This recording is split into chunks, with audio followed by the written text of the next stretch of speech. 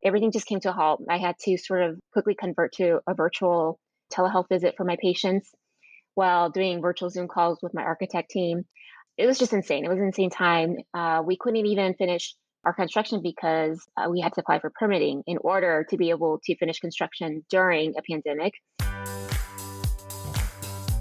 You're listening to Financial Grown Up with me, certified financial planner Bobby Rebell, author of How to Be a Financial Grown Up. And you know what? Being a grown up is really hard, especially when it comes to money. But it's okay. We're going to get there together. I'm going to bring you one money story from a financial grown up, one lesson, and then my take on how you can make it your own. We got this. Okay, guys, what were you doing in mid-March when everything ground to a halt and life as we know it changed? Boy, it seems like forever. Well, optometrist Dr. Jen Tsai was in the middle of launching her eye care practice and building up a retail eyewear business, Carrot Eyewear.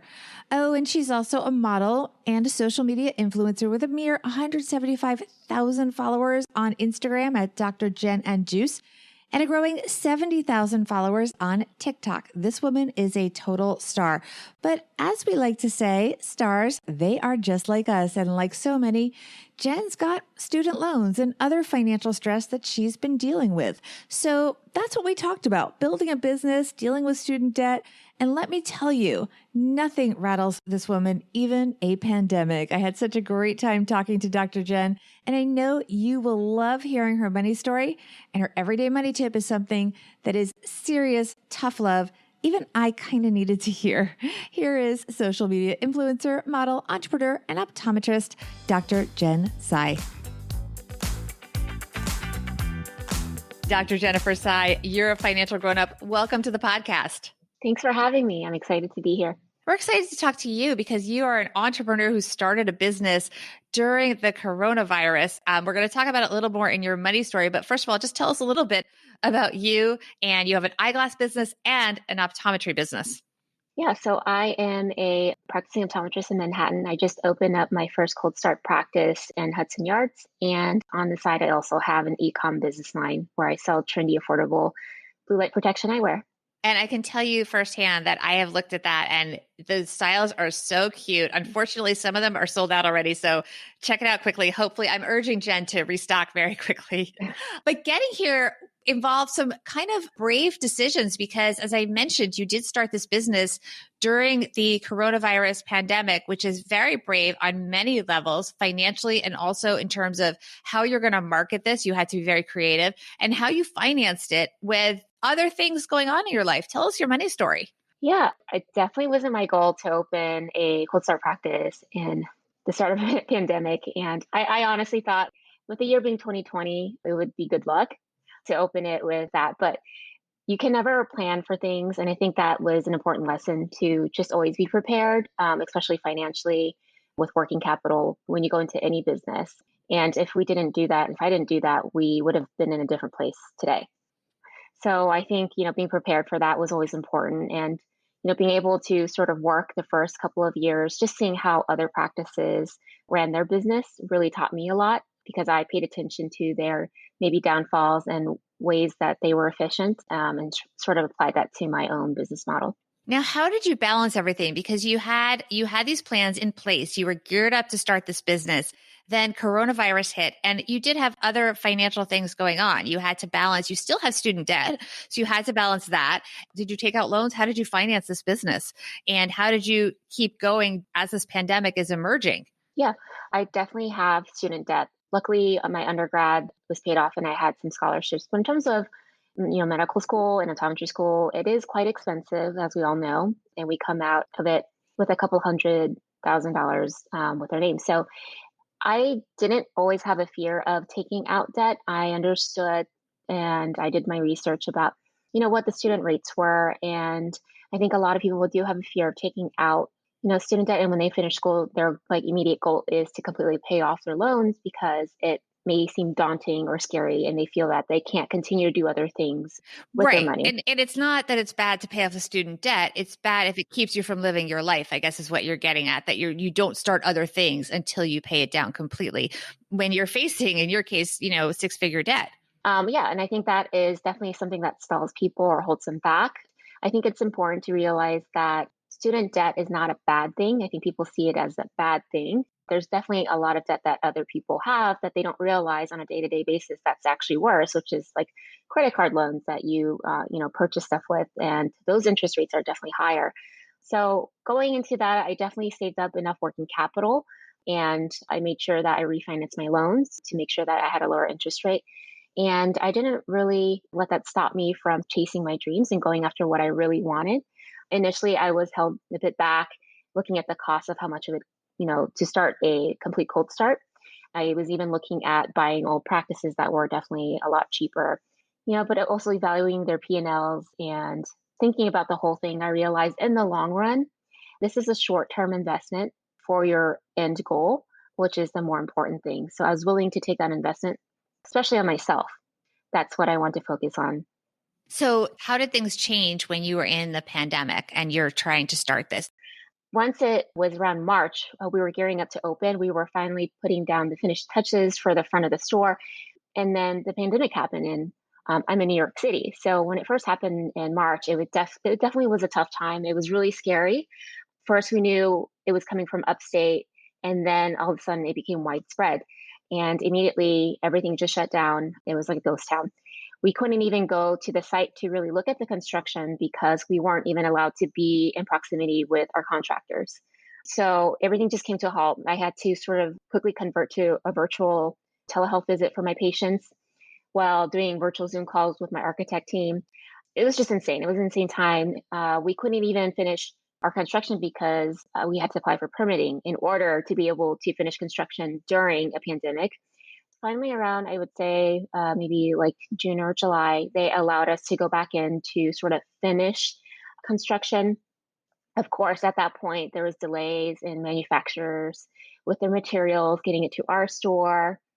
So it was just sort of working around that. I mean, I will tell you, our store still isn't even completely done to this day. I've just learned to live day by day at this point. But luckily, we were able to at least open our doors August 6th. I was just really excited to get in there. And, after 4 months of not really seeing patients in person, I wanted to be back in there to be able to care for the ones that really needed to see me during that time. And then I was shocked because we basically, starting from the first day a month and a half ago to now, I've been seeing 8 to 10 patients already. Partly I think I would attribute to probably a little bit of social media, just sharing out there sort of honest, brutal moments that I have. And I think it makes it more authentic that people do see where you come from. And also sharing the fact that we're there to sort of provide a space where they feel safe and comfortable, that it's modern and clean. And I think that going forward, people really care about their health. Patients really do, especially with COVID, that they realize how important their health is and they're willing to invest in that. So I am grateful that people have been able to come in. What did you do in advance financially to shore up your finances and make sure you had that runway? On a bigger scale level, I think about it, like people are either really trigger happy or they're really risk adverse. So if you're really risk adverse, you'll never take the first step because you're just afraid of all these self doubts that you have. I think what has helped me is just really creating a strong financial plan and making sure that you have everything checked off for the worst case scenario in case it happens, because you never know. And I think for people who are trigger happy, I think that's one thing they need to think about. Are there things that could happen, such as a pandemic, that will maybe cause me to not have any cash flow or working capital going into it? So, coming out of school a couple of years later, I realized, wait, it doesn't make sense to not refinance my loan so that I could reduce my interest rate and sort of have it all in one place. That has helped me manage my money better. I was working, I would say, for the first 4 years full time, actually, when I first started in two practices, then I went down to one. And so I hustled. I worked really hard to save money, and I didn't put it all into paying off my loans. I used it to sort of save up money, invest on the side so I had a better cash flow and working capital, because I knew that I wanted to start my own practice at that point in time. And I just knew that I needed money saved up to do that. Starting lean when you start a practice is really important, and only purchasing things when you need it. It has to justify it. So if you buy a piece of equipment, how many times do you have to perform the procedure to make the money back? Thinking about that, cutting back on like vendor purchases or offering more of a curated product or frame line. I think these days patients prefer that one-on-one time, that one-on-one experience to feel like they've had an amazing experience at the store. So you don't have to purchase a million things that don't get bought, instead of focusing on sort of limited product lines. And, setting aside cash reserve to pay bills and reducing your sort of overhead, like capital expenditures, and working with your vendors and landlord if it's possible, if they're willing to negotiate with you. Okay, so Jen, looking back, now you're up and running, things are moving in a solid direction. What is the lesson for our listeners? So I would say little by little, a little becomes a lot. These little steps that you set in place for the long road is really important. One of the things for me is making sure that you have your financial steps in place. And at least for me, that was, refinancing my student loans. That was the very first step. For example, I use Laurel Road. Right now, I think federal interest rates are so low, it's silly to not take advantage of that. It's great to have this digital lending platform that is built for specifically young professionals in healthcare as well to work towards their goals. And there's definitely like perks and rewards that they have for healthcare professionals. Refinancing definitely helps you with savings over time. And that's how you can use working capital to invest towards your future or your dream practice or something that you want to build. Right. And it's also going to help your credit score to have all of your finances in order, obviously, which is going to help if you do need to get more funding, especially if you get these unexpected things like a pandemic and you need to access maybe more capital, more time to pay loans and better rates than you maybe thought before. Right. Exactly. I agree. Let's get to your everyday money tip. I love this because when you're starting something, whatever it may be, a business, maybe you have even a baby or you're getting married and you get tempted to buy all these things that you're marketed to. I'm sure as an optometrist, they know you're starting a business and they're trying to sell you all kinds of cool things. Yeah. Shiny object syndrome is definitely a public enemy. If you go down this rabbit hole of just purchasing everything you find, and they're really good at it with marketing, you're just, sitting at home scrolling through your phone on social media and there's something that you want. I remember when I first graduated out of school with my first paycheck living in New York City, the first thing I decided to buy was a Chanel bag. That was the worst decision I ever made. I could not pay rent the next month. I learned really, really quickly to not do that. I think that was because of like Sex in the City. I was like, oh my gosh, this is so cool living in New York.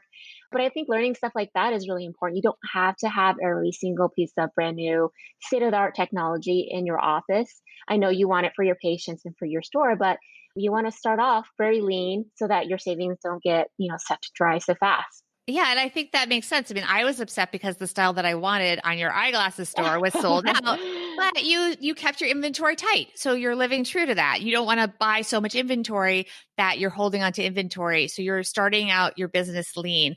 Before I let you go, tell us more about your business because you've got these two businesses and I know people definitely want to check out the eyeglasses. And if they're in the New York area, know how to get in touch with you. The eyeglasses, by the way, are awesome. If you are, I am obsessed with them now and we're all on our computer screens. So Jen, tell us more.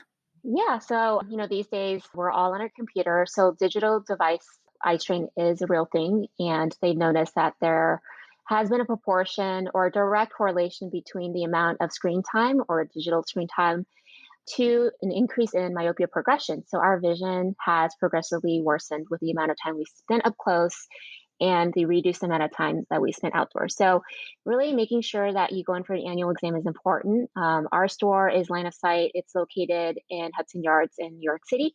It's more of a sort of eye care with a wellness approach to it. I focus a lot on dry eye treatment, myopia control therapy, as well as we do regular eye exams, specialty contact lens fits, and glasses. And if you're looking for sort of the blue eye wear protection, that's great for computer use. CaratEyewear.com is where we sell the trendy, affordable computer glasses that you can purchase online. And that is great to keep your eyes well protected at the computer screen. And I have to recommend your Instagram because beyond being really entertaining, it's very educational. I mean, I learned just today looking at it that there's contact lenses that you can sleep with where you wake up and you have better vision. So it's really important to follow you on Instagram if you can't come see Dr. Jen in person. What is your Instagram handle? Yeah, so my Instagram handle is Dr. Jen and Juice. It's the same name throughout on TikTok. I share stuff on YouTube and Instagram. And I have a website, drjennifertsai.com. Love it. Thank you so much. Thank you for having me. Here we go, my friends. Financial grown-up tip number 1. Take your time. I was so frustrated that the glasses I wanted to order were sold out on her online store, Carrot Eyewear. But Dr. Jen explained that she needed to control her risk exposure by keeping inventories lean, even if that meant losing out on some sales, like to me. Yes, it may slow the pace of the retail business growth, but when the pandemic hit, she wasn't over leveraged. Patience pays. Think about how you can buy just what you need so you don't feel stretched and stressed. Financial run-up tip number 2. Paying down debt is all good, but as we have learned in the past 8 or 9 months, well, it shouldn't be at the expense of having enough cash on hand to manage through something totally unexpected, like a global pandemic. Don't miss any payments. Be mindful. Think about how you can refinance maybe at a lower rate, as Jen did, especially with our still super low interest rates, but also do the other things to build your life and keep living. Okay, question. So Dr. Jen bought a Chanel bag with her first real paycheck and regretted it. I'm curious, anything you guys bought with your first influx of money that you earned that maybe you regret, or maybe you don't regret? DM me at BobbyRebel1 on Instagram. I would love to hear from you all. And while you're at it, please also follow my other podcast, Money with Friends. It's at Money Friends Pod on both Instagram and Twitter. And subscribe to the Money with Friends YouTube channel so you can catch us on camera recording our shows live. You may even get a shout out on the show. Big thanks to Dr. Jen Tsai for sharing her money story and helping us all be financial grown-ups.